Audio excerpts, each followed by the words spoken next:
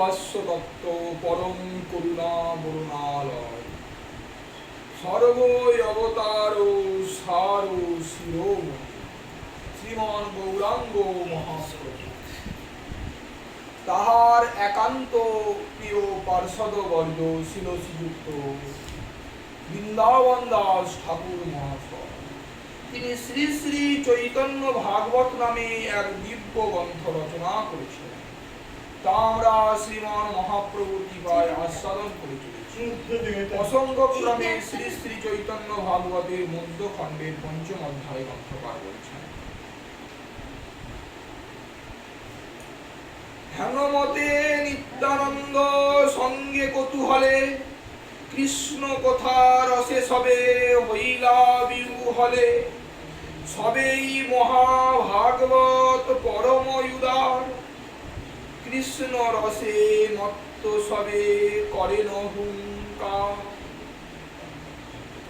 হাসে প্রভু নিত্যানন্দ চারিদিকে দেখি বহয়ে আনন্দ ধারা শোভাকার আখি। শ্রীমান নিত্যানন্দ প্রভু প্রেম রসে বিহ্বল, চারদিকে দিয়ে তাকাচ্ছেন আর অশ্রুধারা বইছেন মায়া। সকলই আনন্দে অশ্রুধারা বইছেন। দেখিয়া আনন্দ মহাপ্রভু বিশ্বম্বর নিত্যানন্দর প্রতি কিছু বলিলা উত্তর।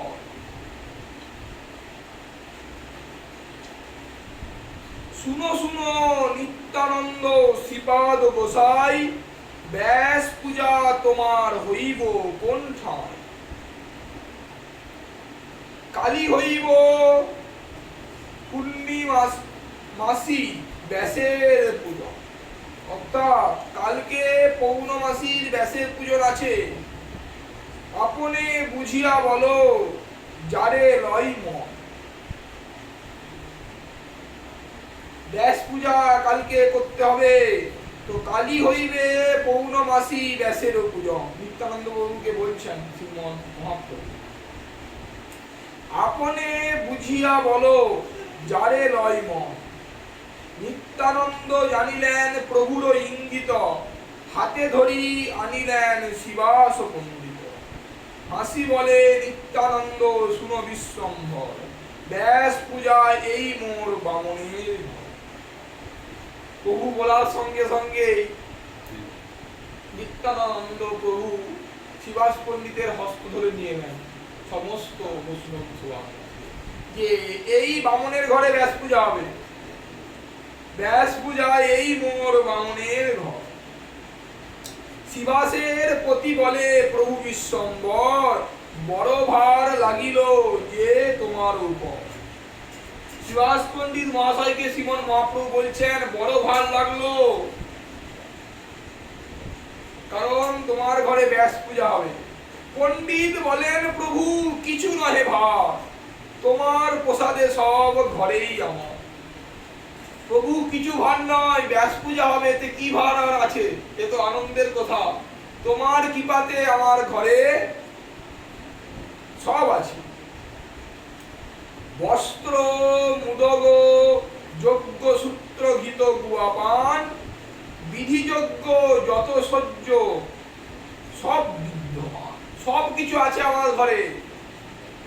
পদ্ধতি পুস্তক মাত্র মাগিয়া আনিব, কালী মহাভাগ্য ব্যাস পূজন দেখিব। শুধু পদ্ধতি যে পুস্তক, সেই পুস্তকটা আমার কাছে নেই, সেটাই মাগি নেব।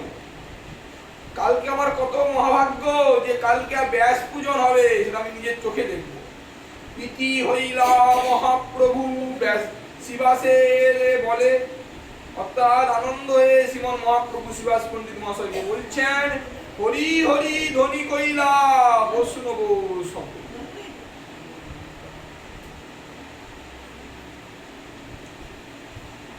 বৈষ্ণবগণ আনন্দে হরিধ্বনি দিলেন। শিবাসের বলে শ্রীমন মহাপ্রভু প্রীত হলেন। প্রীত হইলা মহাপ্রভু শিবাসের বলে। শিবাসের যে বাক্য বললেন শিবাস পণ্ডিত, এই কথাটা শুনে খুশি হলেন শ্রীমন মহাপ্রভু। হরি হরি ধ্বনি কইলা বৈষ্ণব সকলে, বিশ্বম্বর বলে শুনো শ্রীপাদ গোসাই, শুভ করো সবে পণ্ডিতের ঘর যায়। শ্রীপাদ গোসাই কাকে বলছেন? শ্রীমন নিত্যানন্দ প্রভুকে বলছেন যে শুভ করো সবে পণ্ডিতের ঘর যায়। আনন্দিত নিত্যানন্দ প্রভুর বচনে সেই ক্ষণে আজ্ঞালয় করিলা গমন। সর্বগণে চলিলা ঠাকুর বিশ্বম্ভর, রাম কৃষ্ণ বেরি যেন গোকুল কিঙ্কর। কেমন মনে হচ্ছে যখন প্রভু তার সমস্ত বৈষ্ণবগণকে নিয়ে যাচ্ছেন? কেমন মনে হচ্ছে তখন? মনে হচ্ছেন রামকৃষ্ণ বেরি যেন গোকুল কিঙ্কর। অর্থাৎ শ্রীরাম, রাম বলতে কে? শ্রীরামচন্দ্র নন, বলরাম। বলরাম আর শ্রীকৃষ্ণ যেমন যাচ্ছে, তখন তার সখারা এখন সব ঘিরে ঘিরে যাচ্ছে। যখন গোষ্ঠ থেকে বাপস ফিরে আসেন বাড়িতে, তখন সমস্ত সখারা হই হই করতে করতে আসে, তো গরুর পাল আছে। সেরকম আজ প্রভু সেই গোকুল কিঙ্কর, প্রভুকে দেখে মনে হচ্ছে সেই গোকুল কিঙ্কর, সেই গোকুলের যে দাসরা, অর্থাৎ বৃন্দাবনের দাসরা, তারা পিছনে আজ সেরকম মনে হচ্ছে প্রভুকে। সর্বগণে চলিলা ঠাকুর বিশ্বম্বর, কেমন মনে হচ্ছে? রামকৃষ্ণ বেরিয়ে যেন গোকুল কিঙ্কর, রামকৃষ্ণকে বেরিয়ে যেন গোকুল কিঙ্কররা যাচ্ছে। রামকৃষ্ণ অর্থাৎ বলরাম আর শ্রীকৃষ্ণকে বেরিয়ে বা গোপালক যেমন যাচ্ছিলেন যেরকম সভা, ঠিক সেই রকম সভা হচ্ছে শ্রীমন নিত্যানন্দ প্রভু, শ্রীমন মহাপ্রভু। আসলে এরাই তারা এরা, ভেদ নেই। এবে যে নিত্যানন্দ, পূর্বে সে বলরাম, আর এবে যে গৌরাঙ্গ, পূর্বে সে শ্রীকৃষ্ণ, ভেদ নেই। কলিযুগে জীবের উদ্ধারের লাগি প্রভুর অবতীর্ণ, ওই জন্য সেই লীলাটাই সকলের হৃদয়ে তৃপ্তিপ্রাপ্ত হচ্ছে। প্রবিষ্ট হইলা মাত্র শিবাস মন্দিরে, বড় কৃষ্ণানন্দ হইল সবার শরীরে। প্রবিষ্ট অর্থাৎ প্রবেশ করলো শিবাসের মন্দিরে, মন্দির শব্দের বাড়িতে প্রবেশ করা, সঙ্গে সঙ্গেই আসলে বৈষ্ণবের গৃহটা তো মন্দির, এই জন্য মন্দির শব্দটা প্রয়োগ করা হচ্ছে। আসলে এখানে যে বৈষ্ণবের বাড়িতে ঠাকুর আছে, ঠাকুর সেবাই তো তাদের জীবনের মুখ্য। তাদের ঘর বাড়ি সংসার যা কিছু করছে সবই তো ওই ঠাকুরকে সেবা, ঠাকুরকে শুনবার জন্য। ওই জন্য সেটা গৃহস্থ নয়, গৃহস্থ বাড়ি নয়, সেটাকে মন্দির বলা হয়। ওই জন্য দেখুন শ্রীমন বৃন্দাবন দাস ঠাকুর মহাশয় এই শব্দটা প্রয়োগ করলেন যে প্রবিষ্ট হইলা মাত্র শিবাস মন্দিরে, বড় কৃষ্ণানন্দ হইল সবার শরীরে। আসলে স্ত্রী পুত্র আত্মীয় স্বজন নিয়ে যে সংসার, সেটা একটা আলাদা, আর শ্রীকৃষ্ণকে নিয়ে যে সংসার, সেটা সম্পূর্ণ আলাদা। কৃষ্ণের সংসার করো ছাড়ি অনাচার, জীবে দয়া নামে রুচি সর্বধর্ম সার। শ্রীমান মহাপ্রভুরই বাণী। তো এই যে জীবে দয়া নামে রুচি, কৃষ্ণের সংসার করতে বলছেন, ছাড়ি অনাচার, অনাচার ছেলে শ্রীকৃষ্ণের সংসার করতে। যেমন এই মন্দিরটা হবে কি করে? মন্দিরটা হবে কি করে? বাড়িটা, গৃহটা, মন্দিরটা হচ্ছে কি করে? এটাও তো গৃহ। কেউ যদি প্রশ্ন করে শিবাস মন্দির কেন বলা হলো, শিবাস বাড়ি বলতে, এর মধ্যে শাস্ত্র যুক্তি আছে, এমনি এমনি বলছেন না শ্রীমন বৃন্দাবন দাস ঠাকুর মহাশয়। শ্রী শ্রী চৈতন্য চরিত্রামৃতে কৃষ্ণদাস কবিরাজ গোস্বাইপাদ বলছেন, সেই কর্ম করে রোগে লোকে, সেই কর্ম করে লোকে নাহি জানে ভক্তি যোগে, নানা মতে হইয়া অজ্ঞান। মানুষ সেই কর্মই করছে। একটা গৃহস্থর বাড়িতেও দেখছি খাচ্ছে যাচ্ছে ঘুমাচ্ছে, একটা বৈষ্ণব বাড়িতেও দেখছি খাচ্ছে যাচ্ছে ঘুমাচ্ছে। পার্থক্যটা কোথায়? একই তো দেখতে পাচ্ছি। বলছেন হ্যাঁ পার্থক্য অনেক, এমন আকাশ আর মাটি। কেমন? যেমন দৃষ্টান্ত দেওয়া যেতে পারে, যেমন আকাশে ওই যে আমরা চন্দ্রমা ফুটে উঠেছে, সেই চন্দ্রমাটা মাটিতেও ওই যে জল জল পূর্ণিমার জলে দেখবেন সেই পূর্ণিমার চাঁদটা পড়েছে। তো দুটো চাঁদই কি একই? ওরই ছায়া, কিন্তু এক নয়, অনেক তফাৎ। ওই চন্দ্র আলাদা, এই চন্দ্র একই, তারই প্রতিচ্ছবি, কিন্তু তার মধ্যে অনেক পার্থক্য। আপনি এই চন্দ্রকে ধরতে পারবেন না, কিন্তু সেখানে যদি যান আপনি চন্দ্রের ভিতরে প্রবেশ করতে পারবেন। পারবেন কিনা? ঠিক তেমনি বাইরে থেকে সংসারের মতো লাগলেও তারা গলত্র সংসারের মতো নিয়ে আছে, গৃহর মধ্যে স্ত্রী পুত্র আত্মীয় স্বজন, কিন্তু দেখলেও সেটা প্রকৃত সংসারী নয়। কারণ সেই কর্ম করে লোকে নাহি জানে ভক্তি, অর্থাৎ সেই কর্মই করছে। ওনাকে রান্না করতে হচ্ছে সকাল থেকে রাত পর্যন্ত, রান্না ছাড়া তো খাবে কি করে, রান্না করতে হচ্ছে। কিন্তু একটা স্ত্রী পুত্র আত্মীয় স্বজনের জন্য রান্না, আর একটা ভগবানের জন্য রান্না সম্পূর্ণ। উনি একই রান্না করছেন, কিন্তু ওনার মনের মধ্যে আছে এটা ভগবানের সেবায় লাগবে, এটা ভক্তি হয়ে গেল। উনি রান্না করে সঙ্গে সঙ্গে প্রসাদ না লাগিয়ে খেয়ে নিলেন, ওটাকে পাপ হয়ে গেল, ওই অন্যগুলোকে অভিশাপ দেবে। কারণ ওটাকে চোর বলা হয় যারা এই অন্য বৃষ্টির প্রভাবে হয়। সেই অন্যটা শ্রীমদ্ ভাগবত গীতাতে অর্জুনকে বলছেন শ্রীকৃষ্ণ যে ওই অন্যটা বৃষ্টির প্রভাবে হয়, আর বৃষ্টি যজ্ঞের প্রভাবে হয়, যজ্ঞ ভগবানের কৃপাতে।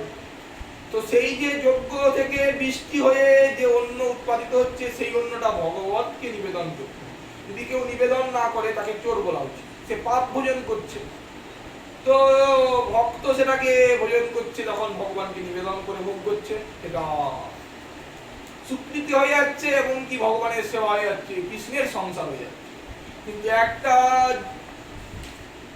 জীব, সে মনুষ্য দেহ প্রাপ্ত হয়েছে, কিন্তু ওই খাবারটা ওই অন্যটা রান্না করছে, নিয়ে আত্মীয় সঙ্গে খাবার একই দেখতে পাচ্ছি, রান্না দুজনেই করছে, কিন্তু তফাৎ অনেক, পার্থক্য অনেক। দৃষ্টান্ত দেওয়া যেতে পারে, যেমন লৌহ আর হেম জয়ছে স্বরূপে বিলক। যেমন লোহা আর সোনার মধ্যে দুটোই ধাতু, সোনাও ধাতু লোহাও ধাতু, কিন্তু স্বরূপটা বিলক্ষণ। লোহাকে আপনি রেখে দিবেন 2 বছর 4 বছর 10 বছর 20 বছর পরে দেখবেন মঞ্চে ধরে যাবে, ধরবে কিনা সে যতই লোহা হোক না কেন।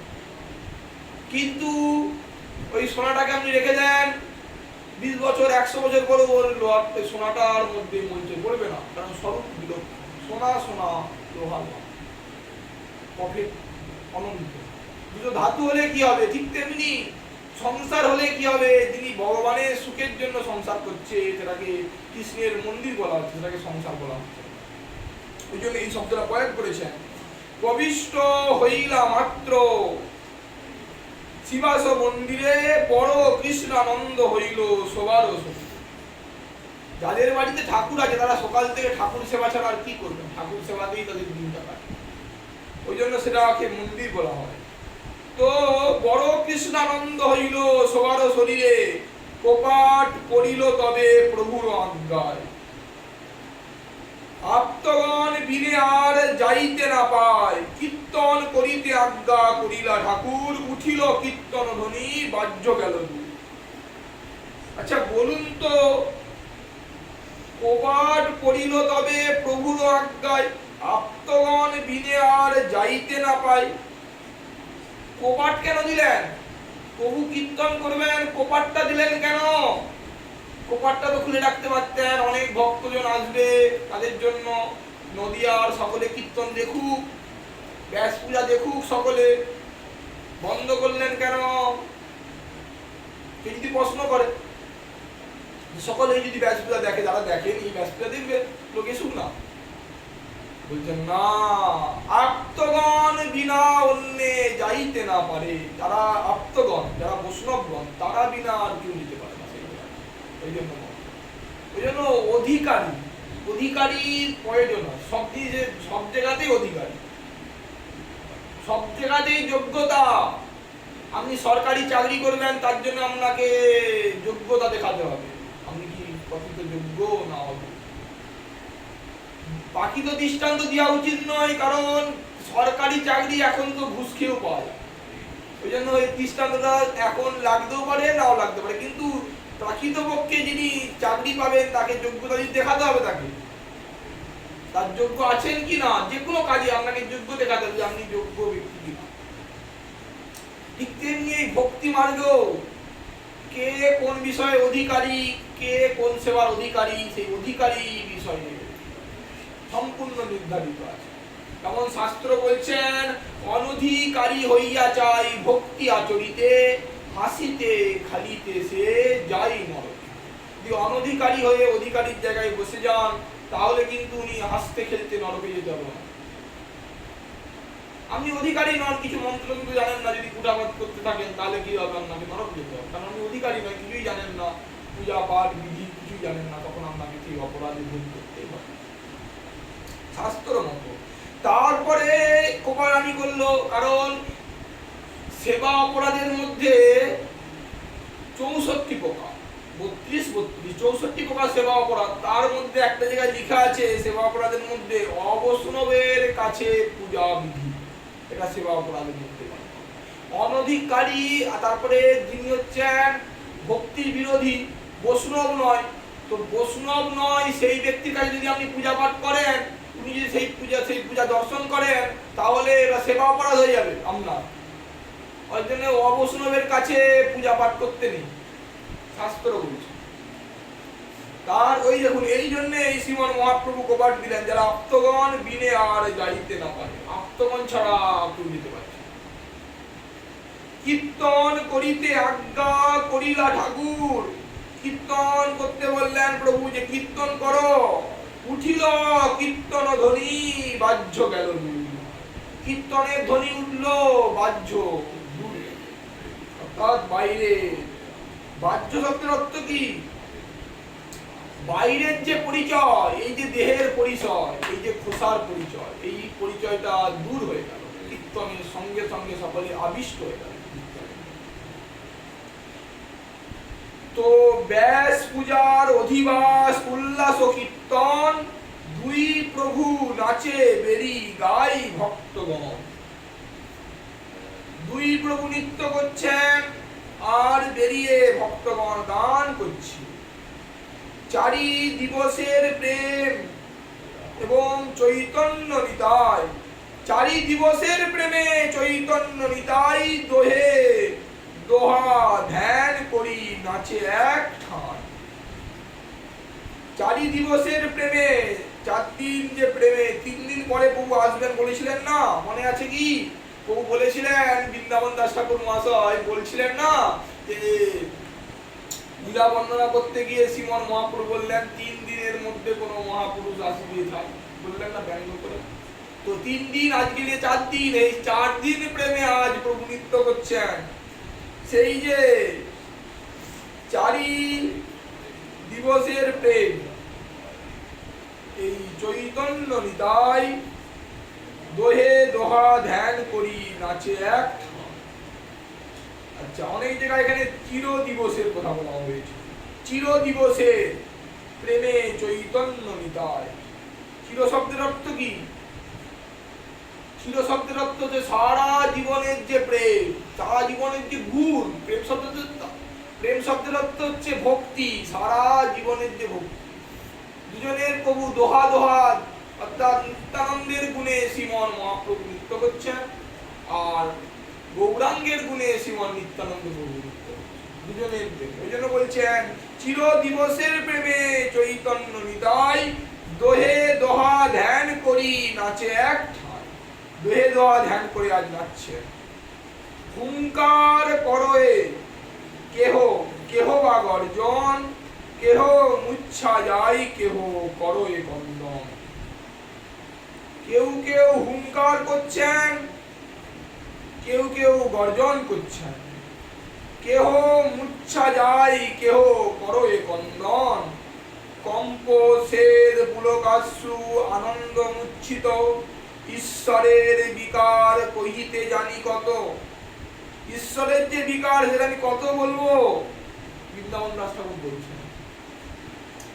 সানুভাবানন্দে নাচে প্রভু দুইজন, ক্ষণে কোলাকুলি করে করয়ে কন্দন। সানুভাবানন্দে, নিজের আনন্দে, সানুভাবানন্দে নৃত্য করছেন দুই প্রভু। ক্ষণে কোলাকুলি করছেন, ক্ষণে করয়ে কন্দন। দোহার চরণ দোহে ধরিবারে চাই, পরম চতুর রহে কেহ না পায়। এর চরণ ধরতে যাচ্ছে, নিত্যানন্দ বাবু শ্রীমন গৌরাঙ্গ বাবু চরণ ধরতে যাচ্ছেন, গৌরাঙ্গ বাবু শ্রীমন নিত্যানন্দ বাবু চরণ ধরতে যাচ্ছেন, কিন্তু কেউ চতুর, দুজনেই চতুর, এও চরণ দেবেন না আর উনিও চরণ দেবেন না। দোহার চরণ দোহে ধরিবারে চাহে, পরম চতুর দোহে কেহ নাহি পায়, পরম আনন্দে দোহে গোড়াগড়ি যায়, আপনা না জানে দোহে আপন লীলায়। আপন নিজেকে জানেন না, নিজেদের লীলায় তারা। বাহ্য দূর হইল বসন নাহি রহে, ধরে বৈষ্ণবগণ ধরন যায়। বৈষ্ণবগণ ধরার জন্য চেষ্টা করছেন, কিন্তু ধরতে পারছেন না কাউকেই, এত নৃত্য করছেন। কখনো কখনো গোড়াগড়ি যাচ্ছেন তারা। যে ধরয়ে ত্রিভুবন কে ধরিবে তারে, মহামত্ত দুই প্রভু কীর্তন বিরহে। অর্থাৎ যে প্রভু ত্রিভুবনকে ধারণ করে রেখেছেন শেষ রাম, তার মস্তকের উপরে এই পৃথিবীটা, এই ব্রহ্মাণ্ডটা একটা স্বস্তিদানার মতো মনে হয়। এরকম অনন্ত কোটি কোটি ব্রহ্মাণ্ড। তো সেই যে প্রভু ত্রিভুবনকে ধরে রাখেন তার মস্তকের উপরে, তাকে কে ধরবে? যে ধরে ত্রিভুবন কে ধরিব তারে, মহামত্ত দুই প্রভু কীর্তনে বিহরে। কীর্তনে বিহার করছেন দুই প্রভু। বল বল বলি ডাকে শ্রীগৌর সুন্দর, সিঞ্চিত আনন্দ জলে সর্বকলে। সিঞ্চিত হইল আনন্দের অশ্রু জলে সর্বকলে।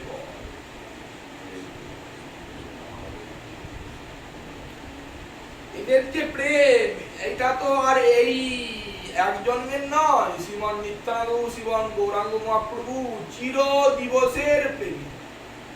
এই জন্য শব্দটা প্রয়োগ করেছেন, শব্দগুলো সকলে মন দিয়ে শুনবেন। বলছেন চির দিবসের প্রেমে চৈতন্য নিতাই, দোহে দোহা ধ্যান করি নাচে এক ঠাঁই। তারা যে নৃত্য করছেন, এর ধ্যানে করে নৃত্য করছেন, সে তার ধ্যান করে নৃত্য করছে। তারপরে আবার বলছেন আপনারা জানে দোহে আপন লীলায়। আপনা জানছেন না আপন লীলায়, যে আমি কে আর তুমি কে। তারা দুজনের ধ্যানে দুজনে নৃত্য করছেন, কিন্তু বৈষ্ণবগণ ধরতে পারছে না। চিরদিনে নিত্যানন্দ পাই অভিলাষে, বাহ্য নাহি আনন্দ সাগর মাঝে ভাসে। ওই জন্য আবার এখানে চির শব্দটা দিয়েছেন, দেখুন। চিরদিনে নিত্যানন্দ পাই অভিলাষে, বাহ্য নাহি আনন্দ সাগর মাঝে ভাসে। আনন্দ সাগরে ভাসছেন। বিশ্বম্ভর নৃত্য করে অতি মনোহর, নিজ শির লাগে গিয়া চরণ উপর। বিশ্বম্ভর নৃত্য করছেন অতি মনোহর, নিজ শির লাগে গিয়া চরণ উপর। টলমল ভূমি নিত্যানন্দ পদতলে।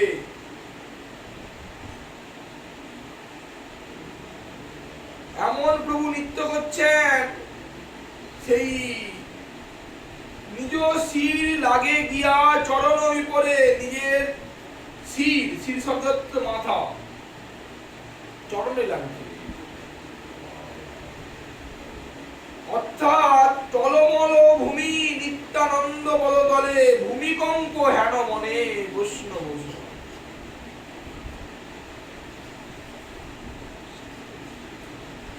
দেখুন শব্দগুলো দেখুন। বিশ্বম্বর নৃত্য করে অতি মনোহর, নিজ শির লাগে গিয়া চরণ উপর। টলমল ভূমি নিত্যানন্দ পদতলে। শিরের উপর শব্দের অর্থ কি? দেখুন শব্দটা, কেউ যদি নৃত্য করেন তার চরণটা তার মাথায় লাগবে কি করে? এখানে শব্দটা যে প্রয়োগ করছেন উনি, যে নিজ শির লাগে গিয়া চরণ উপর। নিজ শির লাগিয়ে চরণের উপরে, অর্থাৎ টলমল ভূমি নিত্যানন্দ পদতলে। পদতলে অর্থাৎ নিত্যানন্দ প্রভু যে নৃত্য করছেন তার পদতলে পৃথিবীটা টলমল করছে। আর এখানে যে শব্দটা সেটা নিজ শির লাগে গিয়া চরণ উপর, নিজের মাথা চরণের উপর লাগবে। বলছেন কি সে শেষ নাগ ধরে আছেন পৃথিবীটা, তার উপরে প্রভু নৃত্য করছেন, সেই মাথা লাগছে, ওই জন্য টলমল করছে পৃথিবী।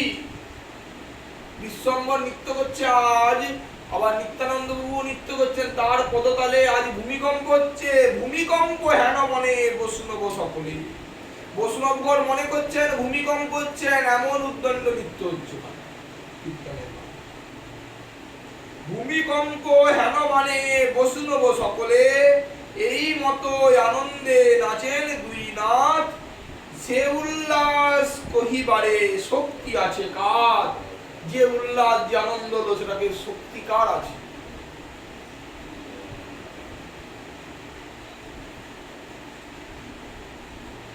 বিশ্বম্বরের নৃত্যতে অর্থাৎ নিজ শির লাগে গিয়া চরণ উপর, বিশ্বম্বরের নৃত্যতে চরণের তালে তালে তার পৃথিবীটা টলমল করছে। দুই প্রভু নাচছেন আজ। আজ একই সঙ্গে সূর্য চন্দ্র উদিত। আমরা বলছি না চৈতন্য চরিত্রামৃতে কৃষ্ণদাস কবিরাজ গোস্বামী, দুই একই সঙ্গে কখনো একই গগনে কখনো চন্দ্র সূর্য উদিত হয় না, কখনোই হতে পারে না। যেমন দিনের বেলা তারপরে আবার রাত্রের বেলা এরকম হয়, কিন্তু আজ এই কলিযুগে, আজ এই দিব্য কলিযুগে শ্রীমন মহাপ্রভু শ্রীমন নিত্যানন্দ প্রভু আবির্ভূত হয়েছেন দিব্য।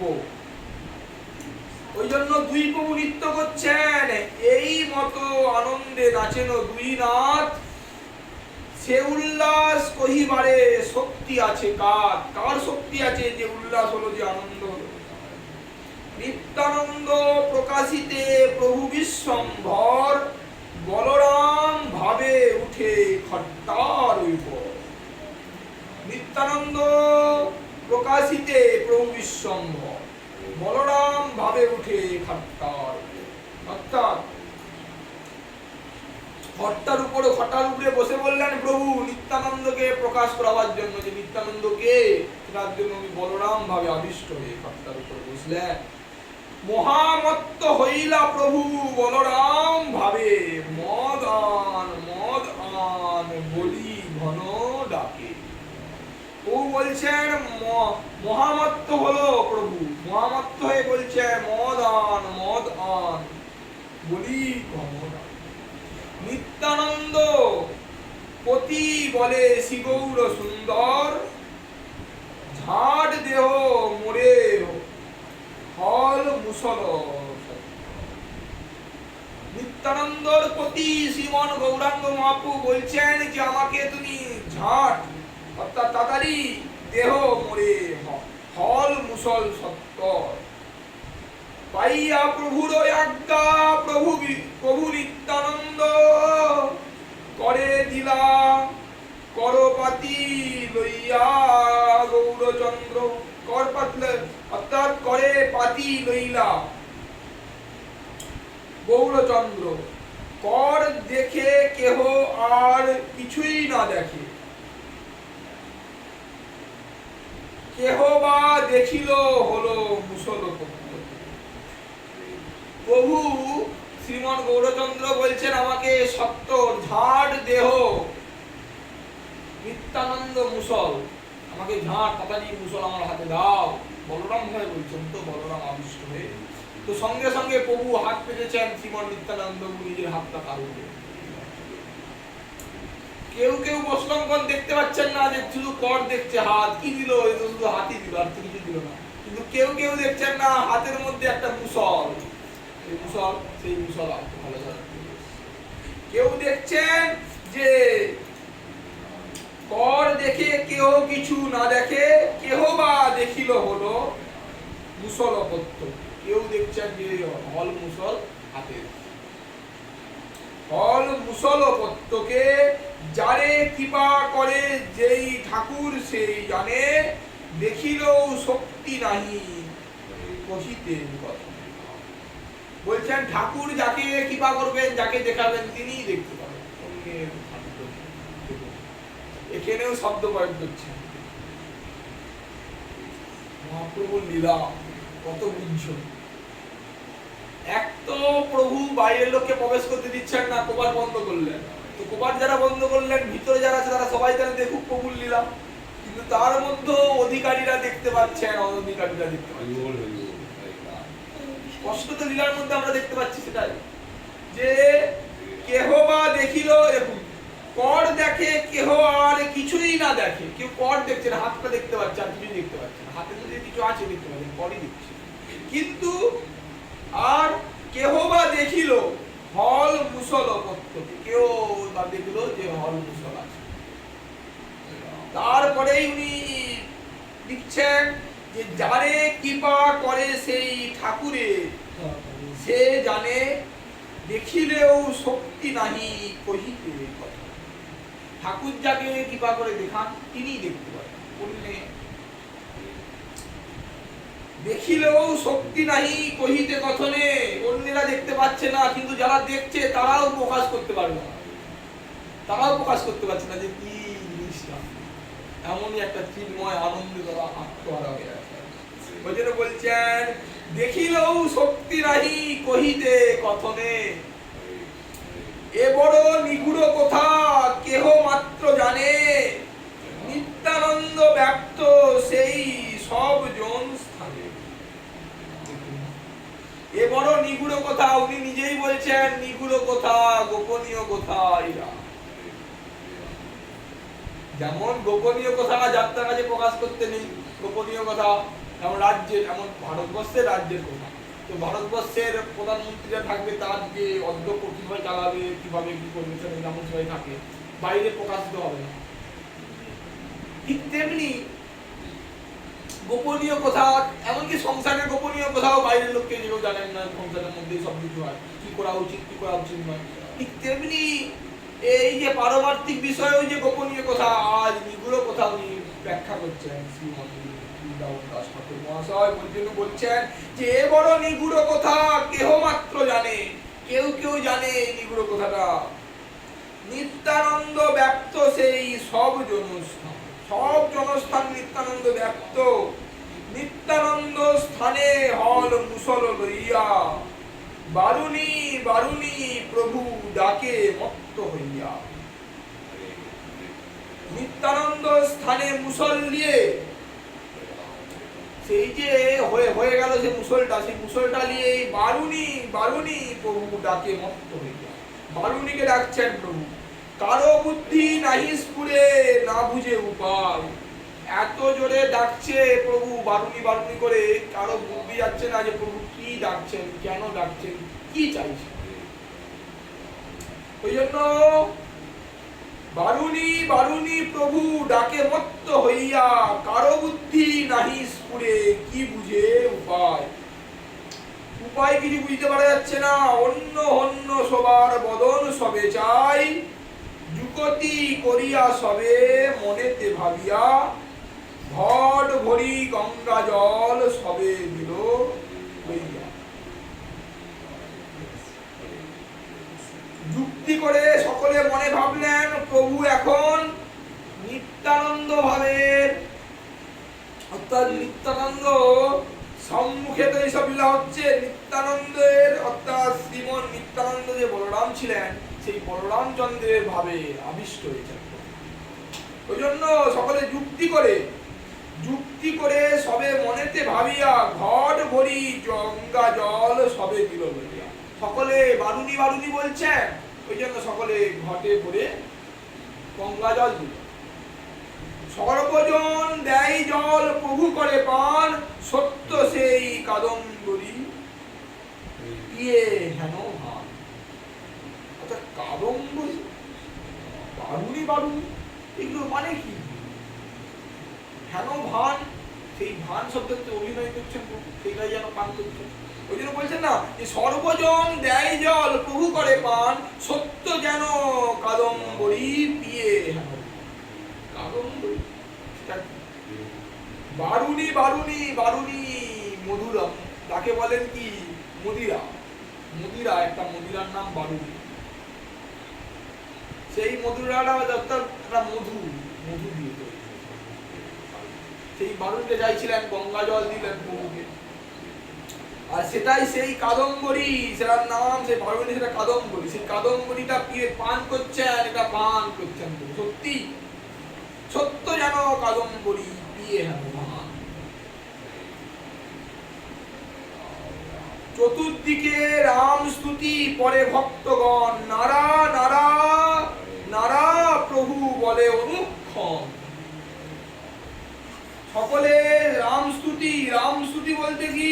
রাম স্তুতি বলতে কেউ যেন না মনে করেন অযোধ্যা রামের স্তুতি করছেন, বলরামচন্দ্রের স্তুতি করছেন সকলে ঘিরে প্রভু। কারণ উনি তো বলরাম ভাবে আবিষ্ট হয়ে বারুণী বারুণী বলে কাদম্বরী পান করলেন। গঙ্গা জলটা সঙ্গে সঙ্গে, এই জন্য এই শব্দটা দিচ্ছে সত্য যেন কাদম্বরী পিয়ে হেন ভান।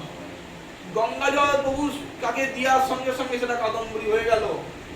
সেটার জন্য চেষ্টা করতে হয়নি প্রভু, কাদম্বরী সঙ্গে। ওই জন্য শব্দটা প্রয়োগ করছে সত্য যেন কাদম্বরী পিয়ে হেন ভান। সেই অভিনয়, সেইভাবে মান শব্দের হচ্ছে সেইভাবে আবিষ্ট করা, আর সত্যই কাদম্বরী পান করছেন। চতুর্দিকে রাম স্তুতি, ভরে ভক্তগণ করছেন রাম স্তুতি, বলরামের স্তুতি করছেন সকলে। নারা নারা নারা প্রভু বলে অনুক্ষণ, নারা নারা বলে প্রভু হুঙ্কার করছেন। সঘনে ঢুলাই শির, নারা নারা বলে, নারার সন্দর্ভ কেহ না বুঝে সকলে। বিষ্ণুর খাট্টার উঠে বসে প্রভু, খাট্টার উঠে বসে বসেছেন, তো বসে এখন মাথা দুলাচ্ছেন, নারা নারা নারা প্রভু বলে অনুক্ষণ। সঘনে ঢুলাই শির, সঘনে ঢুলাচ্ছে মাথা, নারা নারা বলে। নারার সন্দর্ভ কেহ না বুঝে সকলে। সবে বলেন প্রভু নারা, বলে কারে? প্রভু বলে আইলু মুই যাহার হুঙ্কারে, আমি যার হুঙ্কারে এখানে এলাম। শ্রীমন অদ্বৈত আচার্য প্রভুকেই প্রভু নারা বলছেন। ওই জন্য বলছেন অদ্বৈত আচার্য বলি কোথা কহ যার, সেই নারা লাগি মোর এই অবতার। সেই নারার জন্যই আমার এই অবতার। সেই নারা কোথায়? নারা নারা। এভাবে শ্রী শ্রী চৈতন্য ভাগবত শ্রীমন মহাপ্রভু লীলা কথা বর্ণনা করে চলেছেন। আবার আগামীকাল শ্রীমন মহাপ্রভুর কৃপা থাকলে আমরা আজকে শ্রীমন মহাপ্রভুর চরণে আজকের মতো শ্রী শ্রী চৈতন্য ভাগবত কথা এখানে দেওয়া হলো বিশ্রাম। না করিও কেহ দোষ, না লইয়া কেহ দোষ, কোন মহাভগত চরণে। যদি কিছু ভুল হয় প্রবচনে, নিজ গুণে ক্ষমা করি রাখিও চরণে। হরে কৃষ্ণ কৃষ্ণ কৃষ্ণ হরে হরে, হরে রাম